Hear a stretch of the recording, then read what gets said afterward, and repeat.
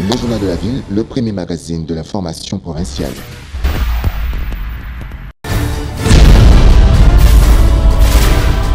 Tout de suite, le journal.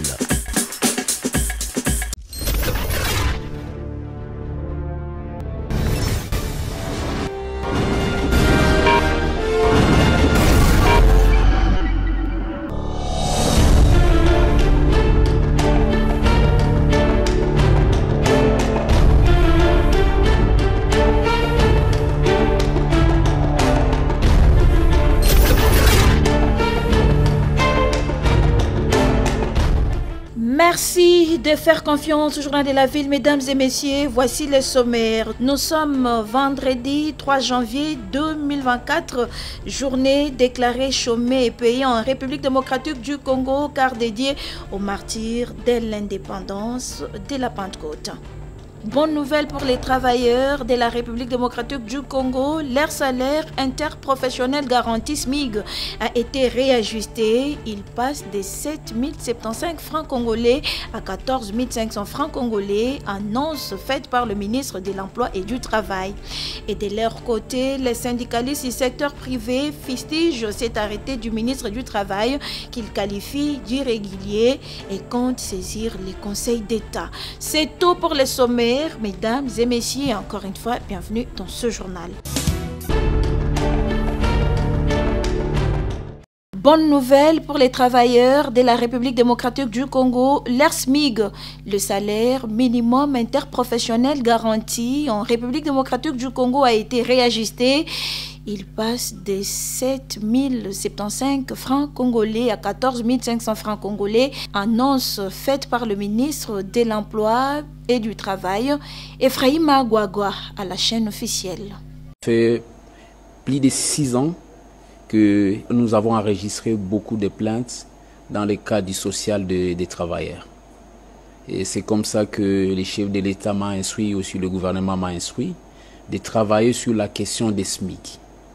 C'est comme ça ici, au nom du chef de l'État, son Excellence Félix Antoine Tshisekedi Tshilombo, avec mes sentiments de déférence, mais aussi au nom de la Première ministre, Madame Judith Suminwa, avec mes sentiments de haute considération, je viens annoncer ici aujourd'hui que par mon arrêté numéro 012, portant ajustement du salaire minimum interprofessionnel garanti SMIC dans les entreprises et établissements de toute nature en République démocratique du Congo, je viens de réajuster les SMIC à 14 500 francs congolais, alors que ça fait 6 ans que SMIC était fixé à 7 075 francs congolais.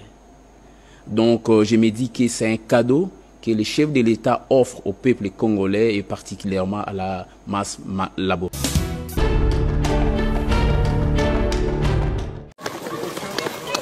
Le 2 janvier 2014, dès janvier 2025, cela fait exactement 11 ans jour pour jour depuis que le vaillant soldat, le général Mamadou Ndala, tombé au front, tué dans une embuscade sur la route Beni-Erengeti, Nord Kivu, dans l'est de la République démocratique du Congo. Mamadou Ndala, à l'âge de 36 ans seulement, fit un symbole de sacrifice, de courage et de l'amour pour la patrie. Le colonel Mamadou Ndala est le commandant de l'unité commando qui a vaincu la rébellion du mouvement du 23 mars M23 le 6 novembre 2013. À ce jour de l'anniversaire de sa mort, le peuple congolais se souvient encore de son esprit leader, son courage et sa détermination à combattre les forces destructives dans l'est de la RDC. Sa famille, ses compagnons de lutte, amis et connaissances étaient ce jeudi 2 janvier 2025 au cimetière de Kitambo où repose le général Mamadou pour lui rendre hommage. Le général Mamadou Ndala, figure emblématique des forces armées de la République démocratique du Congo, le peuple congolais ne t'oublieront jamais.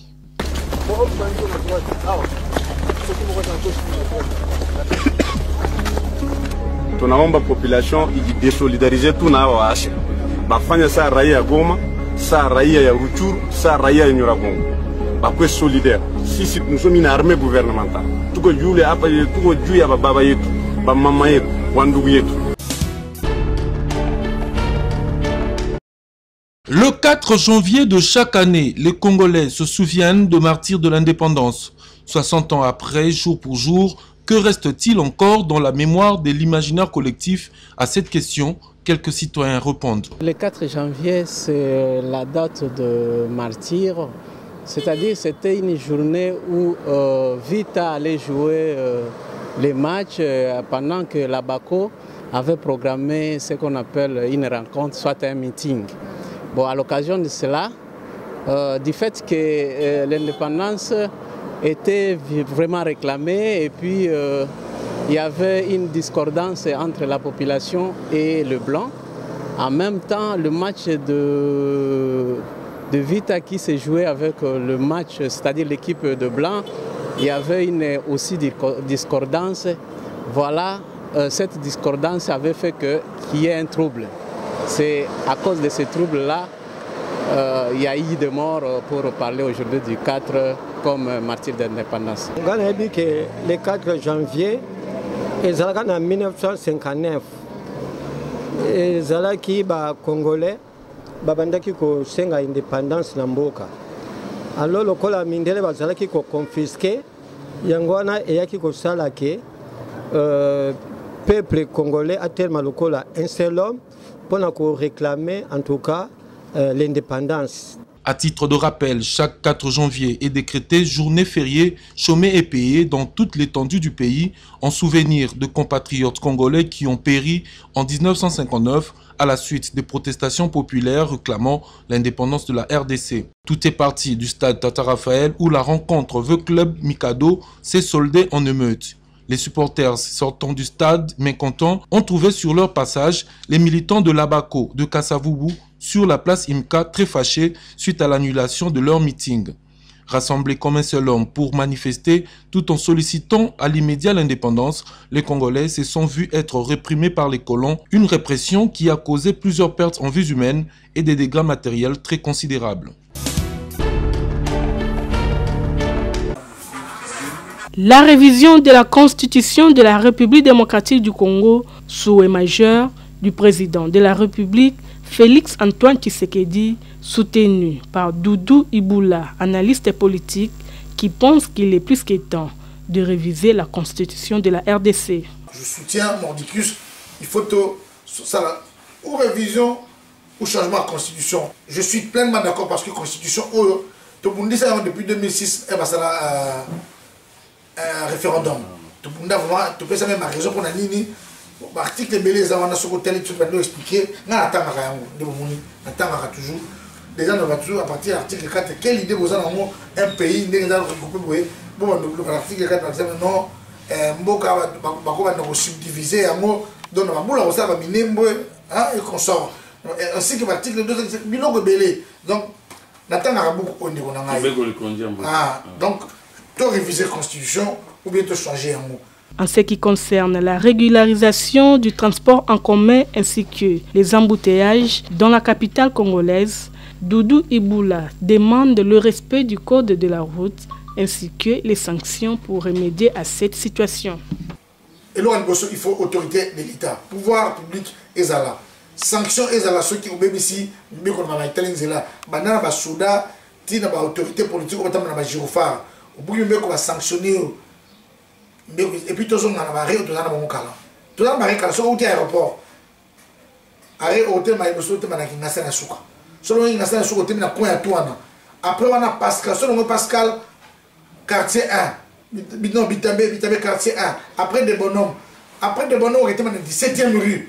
Barré nous on a ni ces alaté. C'est pas automatiquement qu'il pas de fois qu'il sera monté non. C'est dit il y a un sacrifice pour la discipline par exemple Esika Tozali, hein?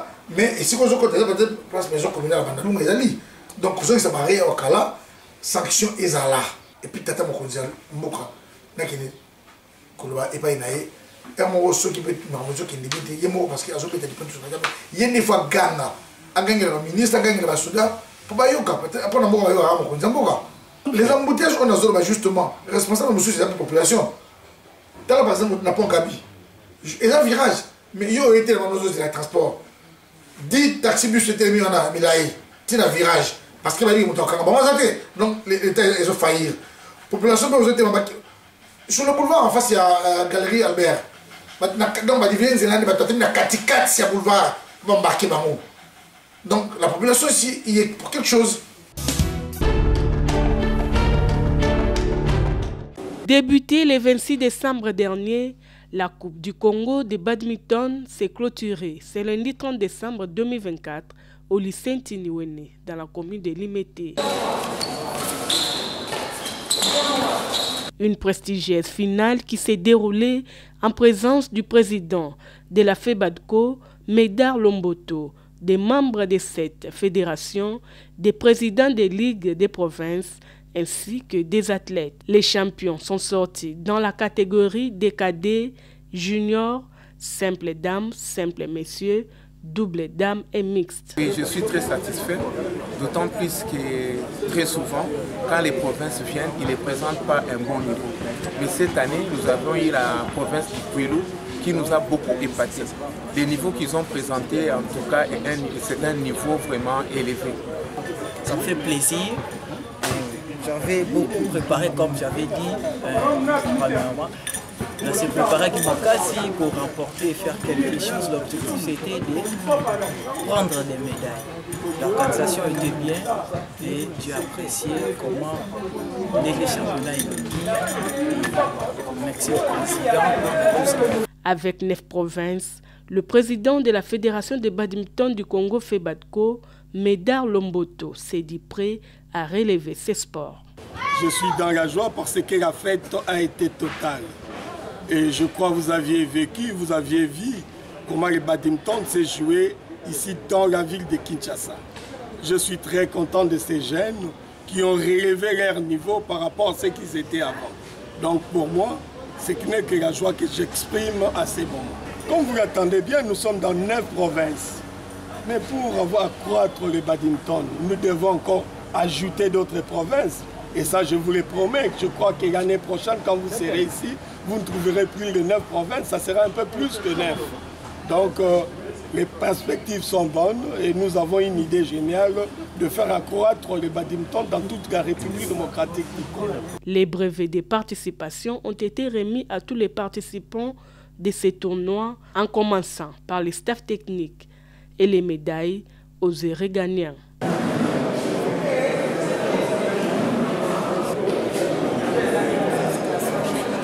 La Fédération de badminton du Congo promet plusieurs activités en 2025.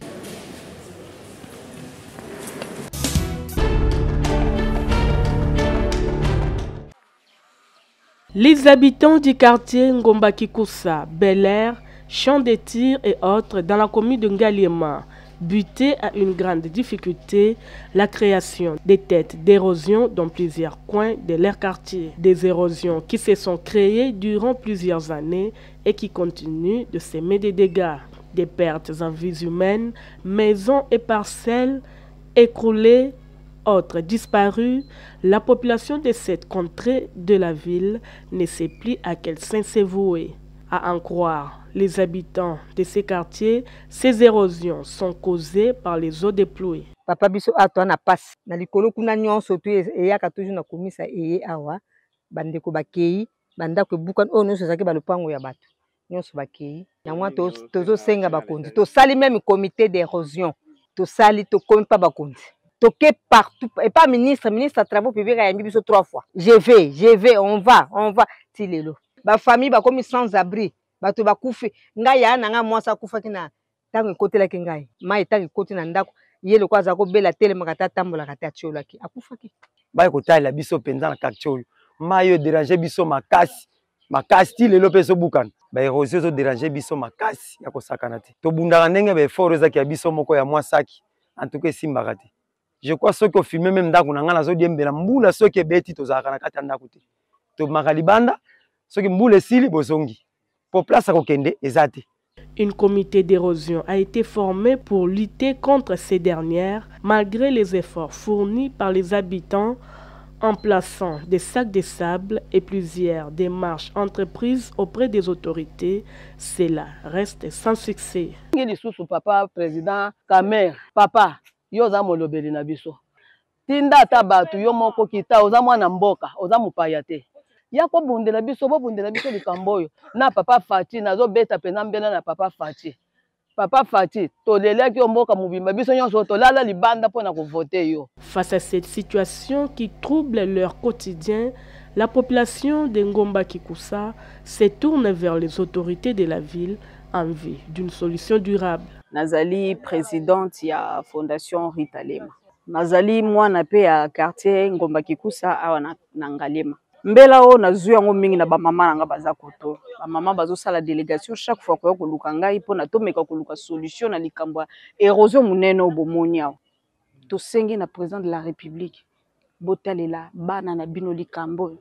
Awa ba centre de vote ba bureau de vote ezebele to kende ko voter pona mokonzi. Ba continuer surtout ba konja lukunga boya ko tia miso na bino na likambo ya érosion oyo ezo frapper bande ko na biso na Ngomba Kikusa. Na ba veni mususu eza likolo komona ba école place bana bando tanga ba école ekei toza ba peuple congolais une forte population ezalia ba kondi ba balola miso na bango pa na biso ba yokela biso mawa ba lokela biso solution likambo ya érosion. Les quartiers Ngomba Kikusa, Bel Air, Champ des Tirs et autres, des quartiers comme les autres à Kinshasa, la population de ces coins de la ville n'attendent plus qu'une lueur d'espoir puissant illuminer leur avenir qui reste jusque-là sombre et incertain.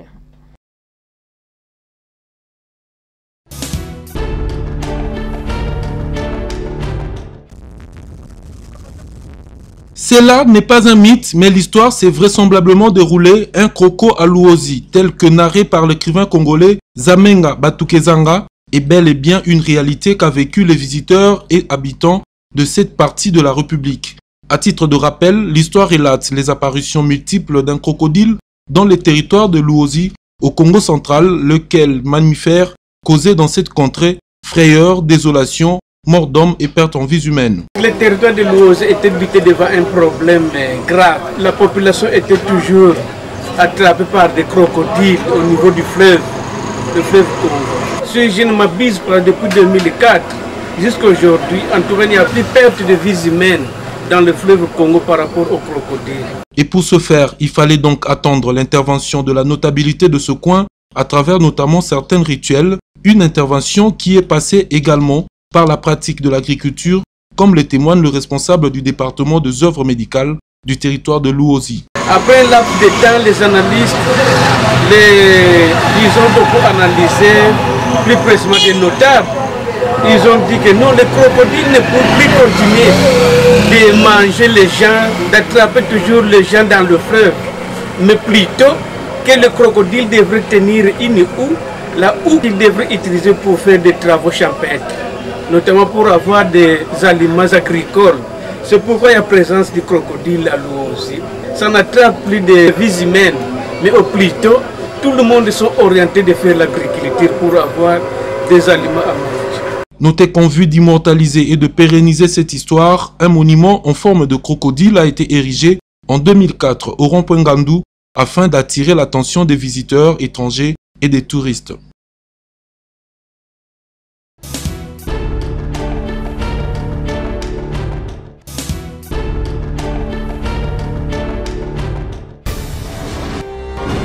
Nous sommes arrivés à la fin de ce journal de la ville. Mesdames et messieurs, merci de l'avoir suivi. Le prochain rendez-vous est fixé pour ce samedi avec notre édition rétrospective de la semaine pour l'année 2025.